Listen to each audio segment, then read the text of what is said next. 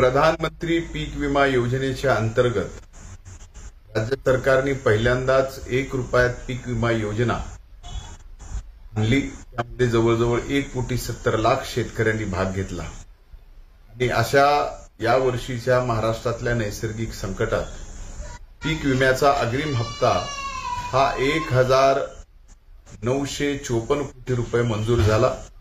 त्यामध्ये 1,000 कोटी रुपयाचं वाटप आतापर्यंत या ठिकाणी झालेलं आहे आणि उर्वरित रकमेचं वाटपाची प्रक्रिया चालू आहे।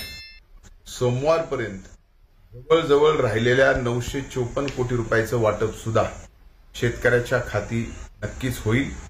या बाबतीत सरकार आणि कृषी विभाग मोठ्या प्रमाणात प्रामाणिकपणे प्रयत्न करत आहे आणि उर्वरित ज्या 24 जिल्ह्यामध्ये या ठिकाणी अग्रिमची अधिसूचना निघाली होती त्या 24 पैकी 12 जिल्ह्यांनी कुणीही आक्षेप घेतले नाहीत।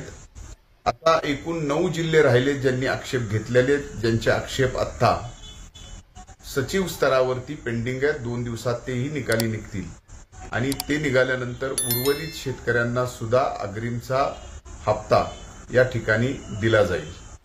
पहिल्यांदाच या राज्यात एवढ्या मोठ्या प्रमाणात, एवढ्या मोठ्या संख्येनं अग्रिमची रक्कम ही शेतकऱ्याच्या खात्यात जमा होते, याचा नक्कीच कृषी मंत्री म्हणून मला या ठिकाणी आनंद होतो आहे।